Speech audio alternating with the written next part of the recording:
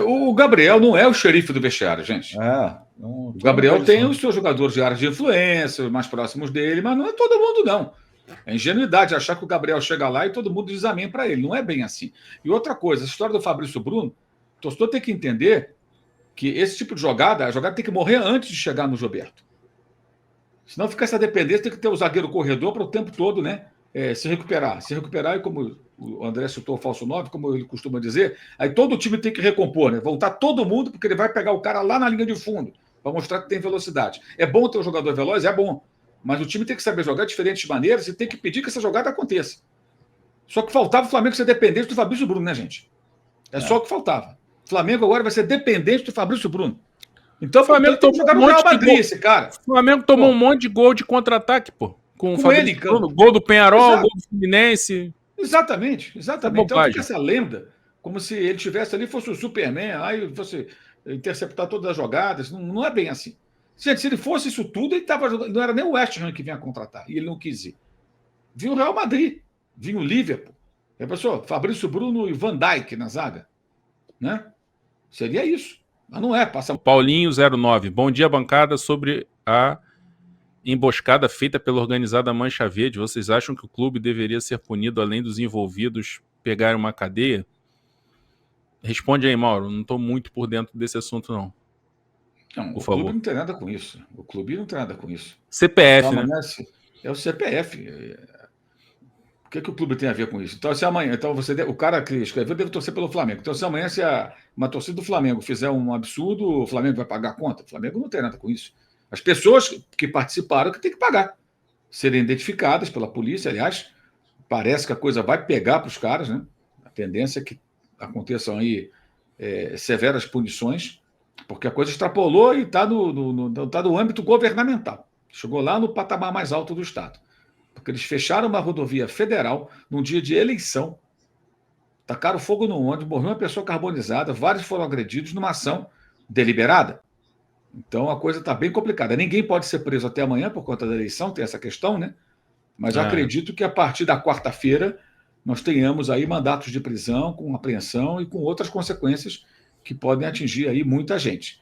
Porque aquilo ali passou completamente do limite. Até gente de torcida organizada, até de aliadas da própria torcida do Palmeiras, condenando a ação pela covardia do ato. Né? Porque dentro, até sempre gosto de frisar, não se trata de defender ou concordar, trata-se de informar a vida como ela é.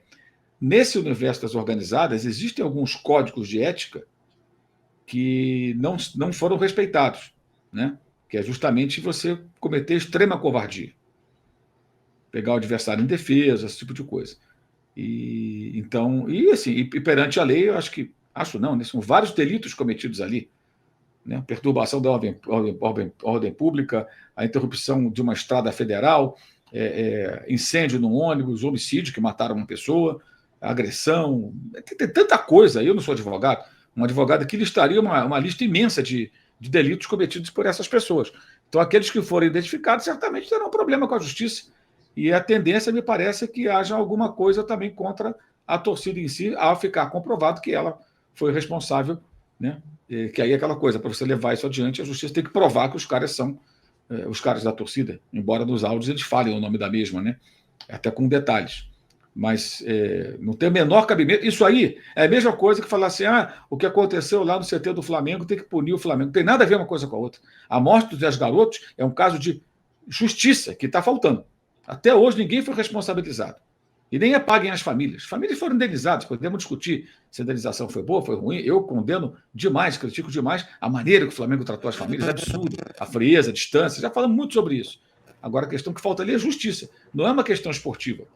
O problema é que as pessoas querem, muitas vezes, se aproveitar de uma tragédia ou de um crime, né, para ver uma punição ao time que elas não gostam, que elas detestam. O que é absurdo, né? Numa hora dessa tem que pensar no aspecto humano da coisa. Por isso, assim, eu abomino, tenho nojo de todo cara que vai para a rede social e usa a morte dos 10 garotos para atingir um outro cara que torce pelo Flamengo, como se os rubro-negros concordassem com aquilo e como se aquilo não fosse um caso que não é esportivo. Não tem a ver com o Flamengo, tem a ver com pessoas que tinham que ter evitado e que não evitaram. E a justiça até hoje nada fez. O cara não clama por justiça. Ele quer o seguinte: já que morreram 10 meninos, vamos ver se o Flamengo se ferra, né? E agora é a mesma coisa. O Palmeiras não é responsável por isso. A não ser que fique comprovado que o Palmeiras mandou alguém lá. Óbvio que não, né, gente? Pelo amor de Deus. Pelo amor de Deus. Vamos ter um pouco também de juízo, né? E pensar nas coisas de uma forma minimamente mais razoável, humana, né? Pô, pelo amor de Deus. Alô, tropa da S1 Live. A propaganda é a alma do negócio. Quer ver a sua marca estampada aqui diariamente na S1 Live? É só chamar agora no e-mail contato@s1live.com.